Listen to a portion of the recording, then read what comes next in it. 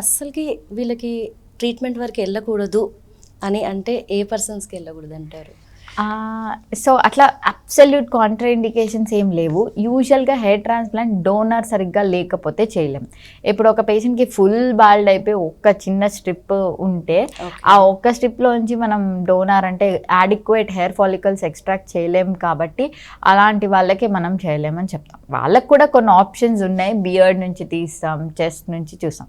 So absolute Contra indication most కామన్గా and మేము చూసిన దాంట్లో యాడిక్వేట్ డోనర్స్ లేకపోవడం వల్ల. అండ్ సెకండ్ థింగ్ ఏంటంటే సర్టన్ కండిషన్స్లో అన్స్టేబుల్ బాల్డ్నెస్ అంటే ప్రోగ్రెసివ్ బాల్డ్నెస్, ఆటోమ్యూన్ కాజెస్, ఎందుకు హెయిర్ లాస్ అవుతుందో మనం ఐడెంటిఫై చేయలేని కేసెస్లో స్టేబుల్ అయ్యేదాకా వెయిట్ చేసి అప్పుడు ప్లాన్ చేస్తాం.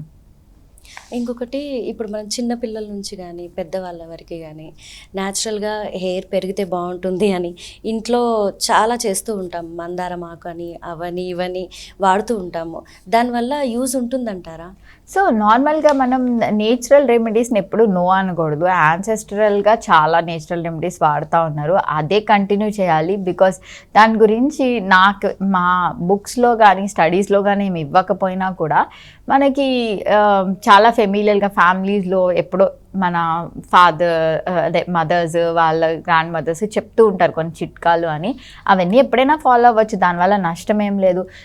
దానిలో మోస్ట్ కామన్గా ఆనియన్ ఆయిల్ అని వాడతారు, మీరు చెప్పినట్టు మందారం అవి కూడా వాడతారు. అవన్నీ as long as they are not effecting us వాడచ్చు. But initial signs of hair loss అంటే జుట్టు రోజు పడేదానికంటే చాలా వాల్యూమ్ ఎక్కువ పడిపోతుంది అన్న, పోనీటైల్ కానీ జుట్టు కట్టేటప్పుడు మనకు తెలుస్తుంది ఆ వాల్యూమ్ తగ్గిపోతుంది అనే ఫీచర్ వచ్చిన, ఆర్ స్కాల్ప్ కనిపిస్తూ ఉంటుంది.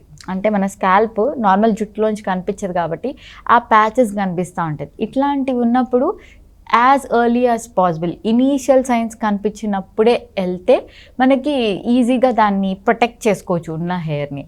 అప్పుడు నేచురల్గానే కొన్ని మెథడ్స్ వాడి నాన్ సర్జికల్ ట్రీట్మెంట్స్ కూడా చాలా ఉంటాయి, అవన్నీ వాడి కూడా హెయిర్ గ్రోత్ని ప్రమోట్ చేసుకోవచ్చు.